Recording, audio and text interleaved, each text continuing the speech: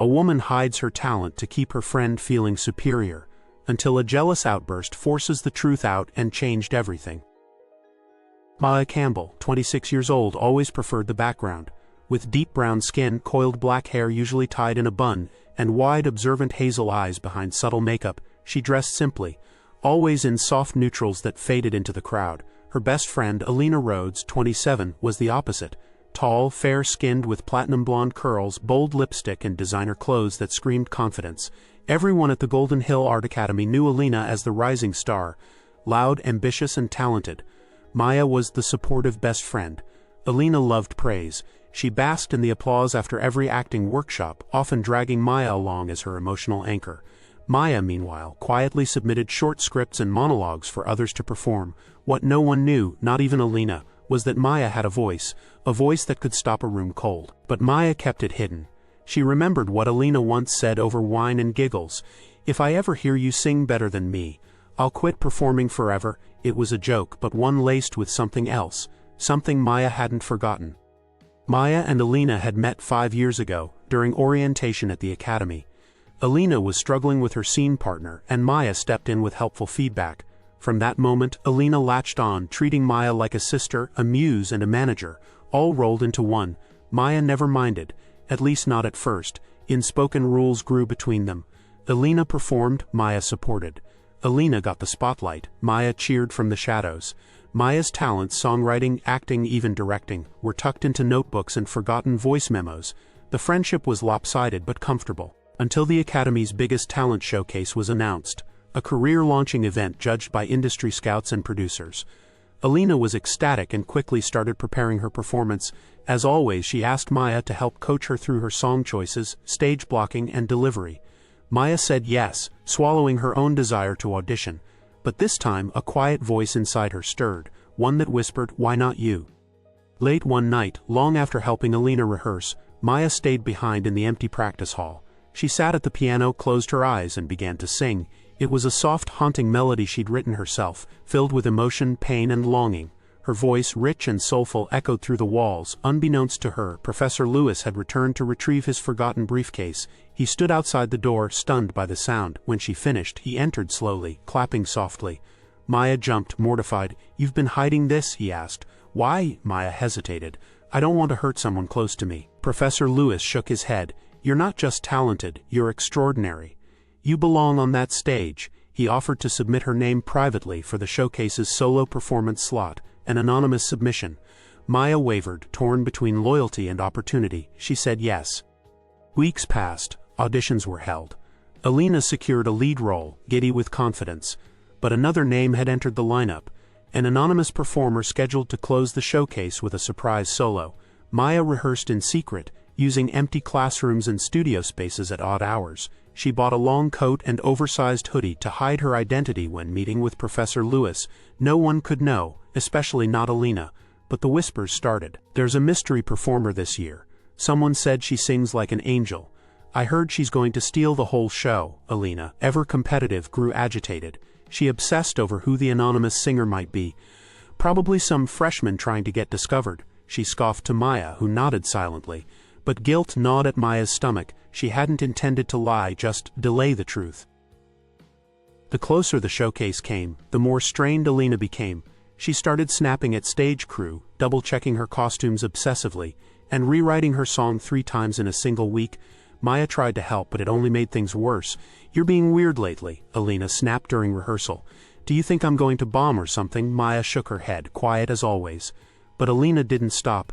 "You're jealous, aren't you? Because you don't have the guts to be on stage." That was the first time Maya saw the jealousy she'd always tried to avoid, flaring in Alina's icy blue eyes. Later that night, Maya practiced again in secret. This time, someone else saw her, not Professor Lewis, someone with a camera.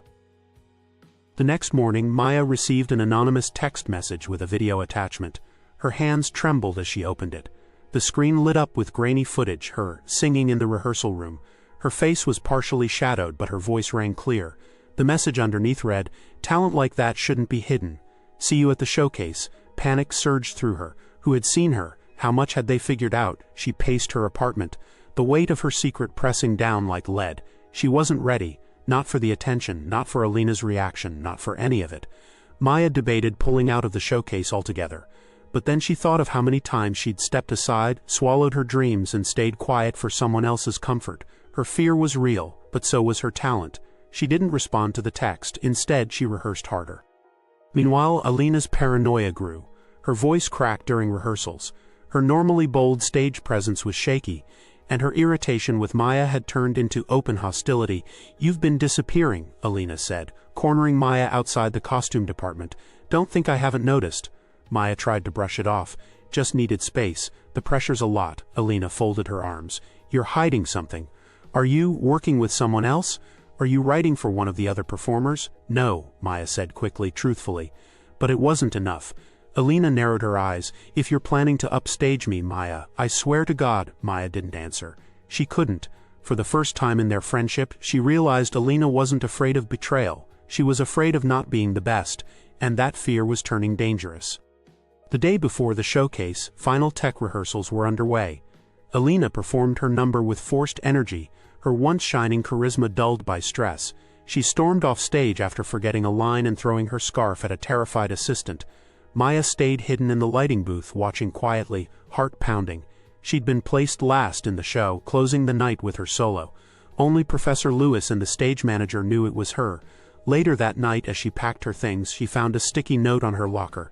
"You're not ready. Back off before you humiliate yourself." It wasn't signed, but the handwriting was unmistakably Alina's. Maya didn't cry. She didn't confront her. She simply folded the note and placed it in her pocket. Tomorrow she would show the truth. The night of the showcase arrived. Golden Hills Auditorium buzzed with energy. Agents, producers, and talent scouts filled the first 3 rows. Parents and students packed the rest. The lights dimmed, the curtains opened, and the show began. Alina's performance came in the middle of the program. She wore a red sequined gown, her blonde curls styled into a glamorous wave. Her voice hit the notes, but her heart wasn't in it. The crowd clapped politely. Backstage, Alina conned the room and didn't see Maya. Panic returned. Then the announcer's voice echoed, "And now, closing our show, a surprise solo from a new, anonymous talent." Alina froze. Her eyes darted toward the curtains, and then Maya stepped onto the stage. Maya walked under the spotlight, trembling but composed. She wore a long, simple black dress. Her natural curls framed her glowing brown skin. Her eyes scanned the audience, but she didn't look for Alina. She looked inward. She sat at the piano, placed her fingers on the keys, and began. The first note silenced the room. Her voice, a smooth, soulful blend of raw power and emotion, washed over the crowd like a wave. It was a song about friendship, sacrifice, and finally finding courage. As she sang, the entire auditorium leaned in, enchanted. Alina stood backstage, stunned. Her mouth hung open as the truth unraveled before her eyes. Whispers ran through the crowd. "Who is she? She's amazing." That voice, "It's Maya." When Maya finished, there was a beat of stunned silence, then a standing ovation. Professor Lewis wiped a tear. Students clapped with wide eyes. Agents whispered urgently to each other. And Alina, she wasn't clapping. The applause still rang in Maya's ears as she stepped backstage, adrenaline surging through her veins. For a moment, she felt lighter than she ever had, until she came face to face with Alina. Alina's expression was unreadable. Her icy blue eyes, usually bright with confidence, were now filled with something murkier. Confusion, betrayal, rage. "You lied to me," Alina said coldly. "All this time, you were pretending to be average." Maya took a breath. "I wasn't pretending, I was protecting you," Alina scoffed. "From what? The truth, that I'm not as good as I thought I was?" Maya didn't reply. There was no easy answer. The hallway grew quiet. Other performers watched from the corners, pretending not to eavesdrop. Alina's voice shook. "You wanted to humiliate me." "No," Maya said firmly. "I just stopped hiding." News of the performance spread fast. By morning, a video of Maya's song had gone viral, posted by an anonymous student who had recorded it from the balcony. Comments flooded in. "This is the voice we've been waiting for. Why haven't we heard of her before?" Maya's inbox was flooded. 2 talent agencies had already reached out. Local radio stations requested interviews. But Maya stayed quiet. For now, Alina, on the other hand, spiraled. She deleted her own performance video. On social media, she posted vague, bitter captions. "Some people stab you with a smile." She stopped speaking to Maya completely. In class, she avoided eye contact. In rehearsals, she excused herself early. Maya didn't push her. She had spent too long walking on eggshells. But the truth couldn't be unseen. Everyone had heard Maya, and the spotlight had shifted for good. A week later, Alina showed up at Maya's apartment unannounced. Her usually perfect hair was undone, her makeup smudged. She didn't wait for an invitation, just walked inside, dropping her bag on the floor. "You betrayed me," she said. Maya crossed her arms. "I didn't betray you. I just stopped letting you control the narrative." Alina's voice cracked. "I needed to be the best. I needed to believe I was worth something, and I wasn't allowed to be worth anything," Maya asked, her voice rising. They stared at each other, years of suppressed emotions boiling to the surface. "I was afraid," Maya continued. "Afraid that if I shined even a little, you'd resent me." "I did," Alina whispered. "The moment I heard you sing, I hated you for it." It wasn't an apology, but it was the truth, and strangely, it set them both free. Maya accepted one of the offers, from a well-known talent development company in Los Angeles. They promised creative control, mentorship, and a chance to record her first original album. As she packed her things, she found the sticky note from her locker again. "You're not ready. Back off before you humiliate yourself." She smiled softly and slipped it into a folder labeled Lyrics Inspiration. Before she left town, she attended one final Academy recital. Alina was there on stage again. Her performance was good. Not great, not bad, but different. Softer, more human. When their eyes met across the room, Maya gave her a small nod. Alina didn't smile, but she nodded back. Sometimes growth looks like letting go. Maya's first recording session was surreal. The studio smelled of fresh coffee and vinyl. A microphone hung before her like a silent invitation. She closed her eyes and thought of every time she'd held back, every moment she'd hidden in the shadows. Then she sang. It wasn't perfect and it wasn't polished, but it was hers. That night her producer called. "Maya, this is special. You're not just a voice, you're a storyteller. Get ready." For the first time she believed it. In a quiet moment she texted Alina. Just 2 words, "Thank you." No reply came. But that was okay. Some chapters end without closure. Maya no longer needed someone else's permission to rise. The weeks that followed were a whirlwind. Maya, now 27, balanced studio sessions, voice training, and songwriting. She wore soft earth tones in public, just as she always had. But there was a new confidence behind her warm brown eyes and calm smile. Her natural curls were no longer tied up tightly, but worn loose and proud. She didn't seek attention, it found her anyway. An online magazine called her the unexpected voice of the year. Another headline read, "The woman who stayed silent until the world had to listen." Meanwhile, Alina returned to the academy to finish her degree. She stopped performing as much but began directing small student productions. She was quieter now, more grounded.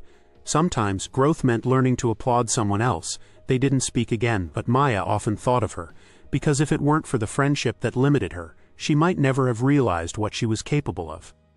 One rainy evening, Maya returned home from the studio and found a letter in her mailbox. No name on the envelope, just her address and a smudged return label. Inside was a folded sheet of paper and an old photo of her and Alina in their first year at the academy, laughing, arms around each other. The letter was in Alina's handwriting. "You were always better than me. I just couldn't admit it. I was scared that if you rose, I would fall. I'm sorry for trying to dim your light just to keep mine burning. I hope you shine forever." Maya read the letter twice, then tucked it into her lyric folder next to the old sticky note. She wrote a song that night called Letters Without Envelopes. It would become her debut single. Maya's first live concert came quicker than she expected, an intimate evening at a small venue in downtown LA with only a piano, a mic, and her story. She wore a flowing white blouse and high-waisted black pants, her deep brown skin glowing under the soft gold stage lights. Her voice, raw and elegant, captured the room. She told the crowd about hiding her gift, about fear disguised as friendship, about the power of stepping into yourself. And then she sang Letters Without Envelopes. There wasn't a dry eye in the room. When the song ended, the applause didn't stop. They stood, they clapped, they cheered for a woman who had once been invisible. Maya smiled. This was only the beginning. Months passed. Maya's debut EP hit the top 10 charts. She was invited to perform at festivals, featured on interviews, and asked to speak at schools. Her story resonated, especially with young women who had once felt unseen. One afternoon, she visited the academy to surprise Professor Lewis. The students crowded her with questions, wide-eyed and inspired.